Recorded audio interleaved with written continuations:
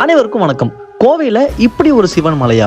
இந்த மலையை சுத்தி மாதத்துல ஒரு நாள் மட்டும் கிரிவலமா? வாங்க தெரிஞ்சுக்குவோம். கோவை உக்கடத்துல இருந்து 15 கிலோமீட்டர் தூரத்துல மரப்பாலத்துல அமைஞ்சிருக்கக்கூடிய தர்மலிங்கேஸ்வரர் மலைக்கு தாங்க இன்னைக்கு நம்ம வந்திருக்கோம். சாகாமலையே சொர்க்கத்துக்கு சென்ற தர்மத்தில் தலை சிறந்தரான பாண்டவர்களின் மூத்தவரான யுதிஷ்டர் வணங்கிய மலைன்னு வரலாறு இருக்குங்க.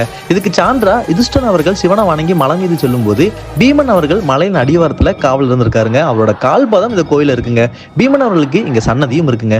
தர்மலிங்க சிவன் கோவிலுக்கு வருடத்துல 365 நாளும் போகலாம். ஆனா கிரிவலம் போவதற்கு மாதத்துல வரும் பௌர்ணமி நாள் மட்டும் தாங்க அனுமதி தராங்க. அதுவும் காலையில 8 மணில இருந்து சாயங்காலம் 4 மணி வரைக்கும் தாங்க. சுமார் 4 கிலோமீட்டர் கிரிவல பாதையில யானை நடமாட்டம் அதிகமாவே இருக்கும். அதனால கூட்டமா போறது நல்லதுங்க. திருவண்ணாமலை கிரிவல பாதையில இருக்கிற மாதிரியே இங்கேயும் யமலிங்கம், நிருதலிங்கம், வர்ணலிங்கம், வாயுலிங்கம், குமேரலிங்கம், ஈசானலிங்க சன்னதிலாம் இருக்குங்க. நம்ம கையாலே சிவலிங்கத்துக்கு பூஜையும் பண்ண முடியுங்க.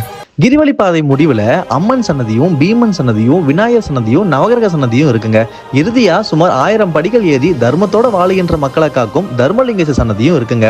கோவிலுக்கு வரக்கூடிய அனைத்து பக்தர்களுக்குமே அடிவாரத்துல அன்னதானம் கொடுத்துட்டு இருக்காங்க. வாய்ப்பு கிடைச்சா நீங்களும் ஒரு முறை தர்மலிங்கேஸ்வரரை வணங்கிட்டு போங்க. இந்த மலையோட டீட்டெயில் வீடியோ நம்ம யூடியூப் சேனல்ல ஆல்ரெடி நம்ம அப்லோட் பண்ணிருக்கோங்க. தேவைப்படுறவங்க பயன்படுத்திக்கோங்க. இந்த மாதிரி யூஸ்ஃபுல் அப்டேட்டுக்கு நம்ம சேனலை ஃபாலோ பண்ணி வச்சுக்கோங்க.